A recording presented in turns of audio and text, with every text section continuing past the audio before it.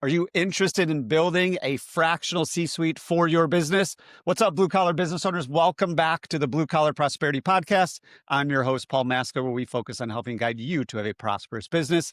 Today, we have with us Leslie Hasler. Leslie is a speaker, strategist, and best-selling author of multiple books. She helps business owners create predictable profits and scale sustainably through her fractional C-suite firm, Your Biz Rules. So that is Leslie Hasler. Welcome, Leslie. Thank you so much for being here. What is going on today? I tell you, it's a good day, Paul. I'm glad to be here. Good to see you again. We were just chatting that we met way back when. We're not quite sure when it was because it was so long ago.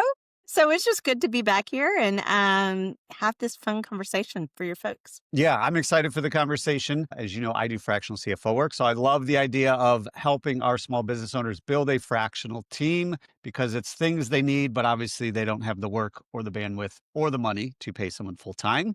Yep. But yeah, we met probably 10 years ago. So I sold Yeah. my first business in 2015, started doing some coaching and consulting, and I met Leslie through podcasting back then. So a lot has changed, a lot has stayed the same.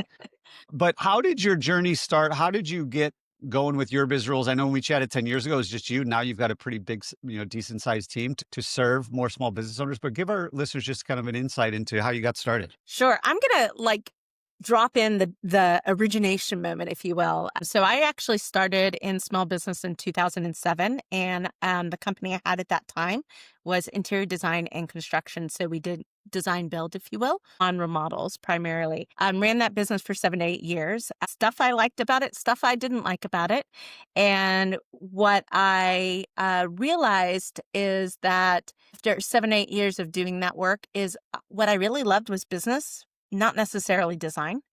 And if you don't love what you're doing, then, you need to go find what you love.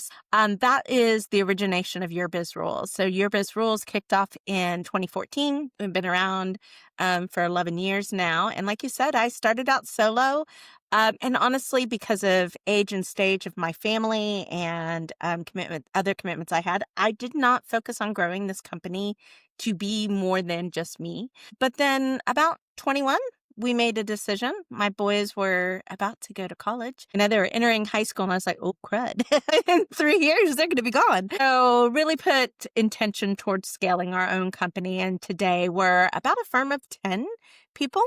Don't have super huge goals there, but definitely have had the opportunity to walk the talk, if you will, in our own journey and growth. So let's get into what you do then. So some listeners probably know what a fractional C-suite is. Other people are like, I have no idea what you're talking about. Yeah. So when a company or business owner comes to you, what problems are they looking to solve? And then how do you start solving those? Well, there's several problems, the high points, if you will. So money cash flow is typically an issue. Growth and scalability can be an issue. Team can be an issue as well. Or it's really a case of the owner has some big goals and is kind of just spinning their wheels and wants another set of eyes. Or they're thinking about exiting their business. And they're like, what could I sell this business for? And they don't even know where to begin. So that would be pretty much the 5 big reasons people come in to work with us. And we're able to, like you said, a fractional C-suite firm. What is that? Well, if you think of what your C-suite would be, so your CEO, your COO, your CFO, maybe your CHRO, which is for human relations, maybe even a technology or sales and marketing. Like there are a lot of different elements that a businesses need. But majority of service-based businesses cannot afford to even hire 7 fractional people, much less 7 full-time people. We're just able to be a one-stop shop, and we're able to meet people where their needs are. And when they need something from one of those specialties, we bring that resource in and just work the problem. So I think it's for our clients, it's been amazing for the support that they get and that we can in one appointment, we can do a lot more than you might need to if you were having to source from 6 different firms. That's awesome. So I wrote down the 5: money, right? Lack of cash flow. Love that conversation because as you and I know, most companies don't have enough money in the bank to Yep. to get to where they want to go, which means they Yeah. can't grow, which is the second problem you said.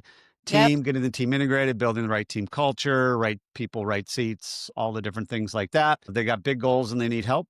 or they want to sell their business. I would say almost everybody, if not everybody listening to this, is navigating one or multiple of those problems. I would say since COVID, especially, and all the money in private equity that's come into the home service space, a lot more people are thinking about, what do I need to do in order to make this business sellable one day? Mhm. Even if I don't sell it to private equity, maybe my general manager wants to buy it, maybe my kids want to take it over. They've really started to kind of put on that business owner hat, that I'm not just a technician that has people working for me. I am a business owner running something very valuable. So let's kind of go down that rabbit hole. When it goes Sure. to selling a business, Yeah. what are the top 3 to 5 things we as business owners need in place to even have somebody interested in buying that business? First off is the money part of it. There needs to be profit in the business. There needs to be more profit. The more profit that's in the business, the more valuable your business.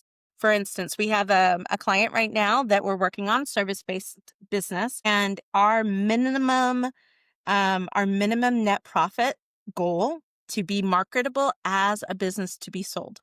Okay, so we're just saying marketable to the greater marketplace.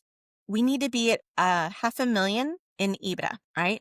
Now this company, not too bad, at the low 6 figures in EBITDA. So we've got money to be able to play and create money. But I think a lot of people's financial management comes down to like a balanced checkbook and avoiding taxes. If you've got a history of avoiding taxes, yes, there are things called add backs. Yes, there are things that the accounting process can take care of. But you and I know that costs a lot of money when you start doing that. And when it's not documented multiple years in a row, you're going to put questions in the mind of the buyer. Our job is to eradicate those questions before the buyer even has a chance to ask them, and have a really good P&L statement. So first and foremost is the money. People are buying businesses for a return on investment. Even if it's not venture capital like you were talking about, maybe it's a guy that wants to take over your book of business and absorb it into his company, or somebody that's looking for something to do after retirement. And like you said, home service businesses are tremendous. They are the backbone of our world, our economy. So they're more attractive than I think owners necessarily realize. Yeah, so 500,000 in EBITDA. Mm. Basically, that's what our bottom line needs to be. Just simplified for all listeners out there. People throw around EBITDA. Yes, when you go to sell your business, they're gonna value it off that. More or less, you need to be making at least $500,000 a year in net profit for somebody to want to buy that business for a multiple that would make sense for you to exit that company. You mentioned something, I want to kind of get back to it, of not paying taxes. Yeah. We don't like paying taxes, which means the only way we don't pay taxes is if we're not making money. If we're not making money, it's not really the best place to be. And how do you help business owners get over the mindset, even if they don't want to sell their business, but how do you get them over the mindset of, it's a good thing to make money, it's a good thing to pay taxes because it means we probably have more cash in the bank and we can scale and all that? How do we get them over that hump? That hump's a mindset hump, right? And there are some tactical things we can do for that. But I do agree that paying taxes is a privilege of profit. And if the bigger goal is either profit, self-compensation, whatever, we want to make sure that we're maximizing that. But I do think there are some reasons that people don't like taxes. Number one is somehow it's ingrained in the American culture. I don't know why, but we're like, we don't like to pay taxes. We like to implement what I call profit first light. Most companies can't really do the truest definition of profit first. The cash flow is not strong enough. But one of the reasons that I've seen that people hate taxes is they're surprised by their tax bill. Right. So we want to take out the surprise. It's something we've developed a little, and like I'm sure you do as well, we can approximate pretty darn closely what the taxation will be. And the other part of that is we need the partner in there who is a tax expert who can help minimize taxes. So we like to say we're really good at making money and getting you and creating a tax burden. We need a partner who's really good at lessening the tax burden. So that's when people really can get more advanced financial strategies into play, where we're able to do things like maybe SEPs or 401ks to help offset some of the taxation. And it's another form of compensation to the owner, delayed compensation, but still, if you're ultimately looking to exit, you're probably looking to retire. So why not fatten up that kitty if you can. And there's a variety of products out there that can benefit that. So I think it's planning and it's minimizing the taxation. But I think above all, when the reasons that we come down and we have the feelings we have about money have to do with, do you feel safe? Do you feel secure? Do you have trust? Right? These three things like that, we can build those things with money management. But I think if we have to address the safety, security, and trust factor first, and then put in systems and processes and strategies that really help the owner be confident about what they're doing. Then we have one client that has a heck of a tax bill. Like 42% of EBITDA has to go to taxes. It's a heck of a tax bill. There's no worry. There's no complaining, right? Because we've taken care of safety, security, and trust. That's a great way to look at it, because that's usually what it comes from. And it's that, if you want to call it that scarcity mindset. But I tell everybody, I'd rather make $1 million and give 420,000 to the government and keep 580 instead of not make anything, right? Yeah. I'd rather have 580 instead of just going to buy a bunch of stuff I don't need just to lower my tax bill, or not charge accordingly, or whatever it is, to not actually have profit. And then we always do have that, like, we're always stressed. We don't have the security. We can't scale confidently because there's never enough money in the bank. Yeah. So for all the listeners out there, if you haven't read the book Profit First, read the book Profit First. If you don't have time to read books, you don't like reading books, Google it, go to ChatGPT. It'll tell you exactly what it is. But the concept is, you've got to tell your money where to go. Otherwise, it's not going to be there. It's the Parkinson's law of money. So Parkinson's law of time tells you that your work is going to expand to the time you give it, and money does the same thing. So put your money in different places. You have a profit account, you have a tax account, you've got your operating account. If that's enough for you, at least it's something. So taking that into, now let's actually grow this business. Yeah. You had mentioned earlier that we need money to go make more money, but if we don't have any money, we can't grow. And it becomes this kind of vicious cycle of, I need cash to hire this person, but I don't have cash, so I can't grow, which means I'm not going to make more cash. And we just kind of get into this kind of trap, more in our mind than anything. But when it comes to growing confidently, other than money, what are some of the things that we need in place to be able to go hire that first service manager, or to be able to go hire that first dispatcher, whatever it is? Because a lot of times our listeners, they were the technicians who started the company. They weren't the business people. They were just really good at the service. They wanted to do it better. They started their business. But assuming we solve the money part, now what do we do to actually grow? So there's a little bit of homework that people need to do that they try to skip over, because who likes homework? But we see not doing this homework as being the number one reason that this initiative, especially if you're going to hire, tends to fail. And that homework is just a little bit of documentation, a job description, an onboarding training plan. I think people go, well, I hired them, they should know what to do. Poof, magic, come into my business and know what to do from day one. I kid you not, I see it more times than not. To give you a story, like one of the people that we're hiring that starts like next week, incredibly experienced individual in alignment. I'm not going to have to teach him the fundamentals of the job per se, but I still have to teach them the fundamentals of the company, how we communicate, how we document, what are our client service goals, all of those elements of it. And these are the building blocks of a culture. Now, when you're hiring your first person, if it's your first person, you don't have these building blocks. You don't have to build them all, but you do need to be thinking about them and starting to build them. And especially with that first hire, you can figure it out a lot going that way down. But if you're looking at hiring technicians, if you're looking at hiring technicians right now is really challenging, at least in our market. There's a lot of poaching going on. It's like, I can pay this person more, I can pay this person more, and people are hopping like mad because we just don't have enough of the workforce. Well, then thinking about these types of things at the beginning, you can concrete people in. Like in my brain, it's concreting. Like I'm going to bring somebody in, and then I need to get them cemented in place to where the move seems more scary than staying.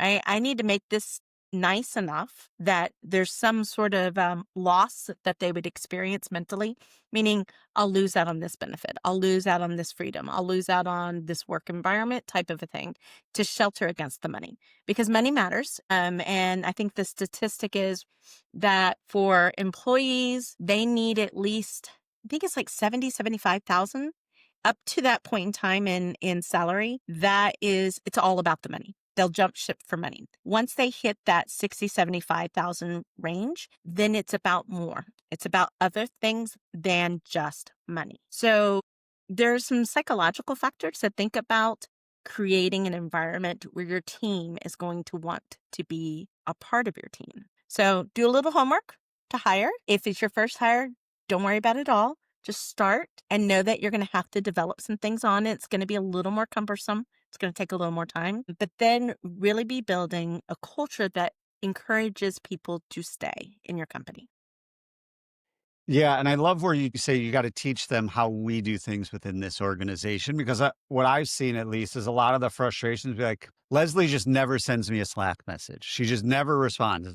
But I'm like, well, do you ever ask Leslie to respond, or do you tell her that's our expectations, or she doesn't like? It's like, well, we haven't had that conversation. Well, then she doesn't know that, so it's not she's unintentionally ignoring you. It might just be she's never used Slack, or maybe she doesn't check it. She doesn't have notifications on. Like it's a lot of times, like you said, it's just they've got the fundamentals. They're coming in with something, but they don't know how we do it here and what the expectations and what do we value and what is our vision and our mission and all the other things that go along with it.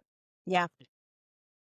And I love the point of money matters up to a certain point, especially with the next generation, but then there's a lot of other things that they're actually looking for. What are some of those things that you've seen work really well? And it doesn't have to be trade specific, but just in Yeah. companies in general, what is the quote unquote people that don't want to work anymore? What are they actually looking for when it comes to joining an organization? I think people are looking for a place where they're valued, where they're heard, where they're seen, where they're heard, where they can have impact. When that's in place, like where they're in an environment that promotes them feeling good, they don't want to leave because there's so many environments right now where you're just a number. You're a production cog. Push harder, do more, do more, do more, right? And it wears on people's spirits. I think the word freedom is a word I hear a lot. And freedom, you would think freedom would mean the same thing to each and every person, and it really doesn't. So finding out what freedom means to them and whether or not that's an environment that you can support and give them that freedom or maybe even autonomy. I think flexibility is probably going to be one of them. Now, I know in home services that can present challenges. Our company is appointment based and we have an incredible amount of flexibility. So really rethinking about maybe some of the old standards that are very stern or rigid and looking for opportunities for flexibility. You may have one employee that has a young family and it just is super helpful for them to come in 30 minutes later than everybody else because they get up and they start getting the whole household ready to go at 6 and then still 8 being at a job is hard. It's like they could get up at 5, but somehow it's a balancing act there. So freedom, flexibility, impact, and then I'll say culture, which these all kind of wrap up into culture, but it does matter for people. They want to like where they work. Yeah. And if they like where they work, they're going to produce a lot more. They're going to be a lot more productive. They're going to be more efficient. They're going to give a better customer experience because they're in a good mood.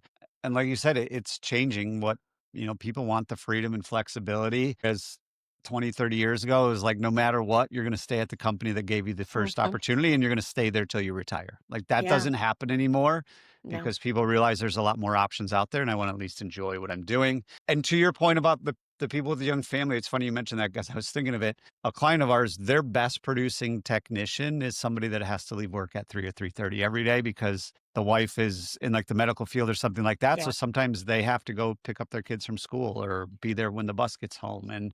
But they also produce really well. And they came there because they had the other company didn't let them do that, but they have the highest average ticket, best closing rate, things like that, where, Isn't that you can't, interesting? yeah. And you can't obviously just let them dictate the entire relationship, but if you can meet in the middle and they agree to, I can produce this in this amount of time, or I can do this if I get this, then there's nothing wrong with that because what happens, in my opinion, and you probably see it, is then other people start to talk and be like, I want to work there too, Yeah. because I actually feel heard and I feel valued and all the things that you just mentioned. So let's get into kind of one of the last things you mentioned, because I'm just kind of going down the list. We talked about selling, we talked about that led into money and growth and team, but big goals. Yeah. You probably see there's kind of plateaus that we hit we can push to $1 million and then we need help. We can push to $2.5 million, then we need help. We can get to $5 million from there, then we need help. There's like these different levels of like, we got to break everything down and rebuild things up. What are some of the big goals your clients have? What are the big things getting in the way of those goals? And how can we overcome them? Big goals. So wow, it's a wide gamut. We have one of our clients that big goal is, I think they're around 3 to 4 million is to double, and to do it in a way that is sustainable and feels light to the owner. Sometimes doubling can be very heavy. So we're really looking at the innovative ways we could do with that. We have some of our clients where it's not always a dollar amount. It is quality of life. It is impact in their business, or taking care of team, giving, bringing up the whole team standard, as it were. And what's always funny in those instances is, while people will say it's not about the money, it actually always is about the money, because it's the money that facilitates the soft stuff, right? The quality of life, the feeling like you can leave it for. Inevitably, we're the ones that says, okay, just tell me all the goody stuff that you want. And oh, by the way, that means this business needs to be X in order to be able to achieve it. Now, it's not usually some major increase, but usually it's like a 30%, 40%. And I guess in my world, I think major increase, like a 300%, something really complex that it would take a little bit of a time to get all the pieces into place. So it really is a wide gamut. And I think this is important for the listeners to know, is especially if you're going to grow and scale, understand why you're trying to grow and scale, what it is you think it will give you, or what it is you think you're chasing. So if it is money, if it's growth, if it's exits, or is it quality of life, define that really well, because how you grow or scale should align and deliver that reward. And I don't think people necessarily always connect the two. And that's really where a lot of people just spin their wheels, because they haven't connected the end result to the effort. And so it's like trying to go to the grocery store and saying you want apples, but then you only go buy bananas, because you haven't done the little bit of work, the little bit of foundation to make sure that you're doing the right thing for what you want to achieve. Yeah, I love that thought process too, because I feel, especially now with social media and everything, just so much more content out there. A lot of times we even find our clients initial conversation, I want to get to X amount. Yeah. When you say why, they're like, I don't know. Right. Other than everyone says I should do 8 figures. Yeah. Or so-and-so did this, so I need to do that. And when we really boil it down, our belief is aligned with yours is, let's build a business that'll allow you to live the life of your dreams. And everybody's dreams are different. Some people might be, I still want to work, but I want to be, like you said, be done at 4:00, and I don't want to have to do marketing anymore. Okay, let's figure out what type of business we need to build. Or I want to sell this thing in 3 years, and up until then, I'm willing to work as hard as I need to. Or I want to put a GM in place, make $500,000 a year, and only sit on the board. Then we can reverse engineer, what type of business do we need to build? Who do we need? How much money, customers, all that kind of stuff. So I would encourage all the listeners out there to go through that exercise that Leslie said, of like, literally take an hour and look back, ask yourself, why did I start this business in the first place? What was I actually trying to chase? And it's probably way different than what you think you were chasing now. So as we start to wrap this up, we've talked about a lot of things: selling a business, making money, growing, building a team, culture, figuring out our why and all our goals. We want our listeners to take action, because we're overwhelmed by bright, shiny objects. Give our listeners one thing that they could do in the next 24 hours to move their business one step closer to where they want to be. Sure. I want you to write down everything you're waiting and seeing on. When wait and see is the prevailing plan, we're going to wait and see. We're going to wait and see. We're going to wait and see. I want you to write all those wait and sees down on a list, and I want you to choose one to do, like today. Start. Because truly the path to success is through action, and waiting and seeing is only delay. And so there's no value to waiting and seeing. And I often say waiting and seeing is not a strategic plan. It's indecision. We need to choose one, make a choice, and move on. And even if it's maybe not the quote unquote right choice, you're still going to learn from it. It will still have value, and it will move you closer to your goals. That is phenomenal advice. Put that wait and see list together, y'all. Action on one of them, and you'll find out exactly what happens. Leslie Hasler, thanks again for coming on the show, sharing your journey and providing a ton of actionable advice, wisdom, insight, all the good things for our blue collar business owners out there as we continue our journey to prosperity. Before we sign off, though, if any of your listeners are interested in learning more about what you do, connecting with you, what's the best place for them to go? Yeah, so we have a special page just for you guys. It's going to be at yourbizrules.com/blue collar.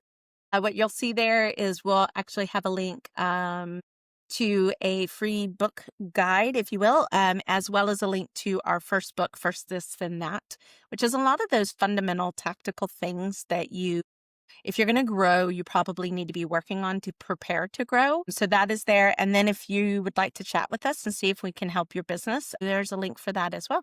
You guys go yourbizrules.com/blue collar. Leslie, thanks for putting special landing page out there just for the guests. And again, appreciate your time today and helping out our listeners. Not a problem. Thanks for having me.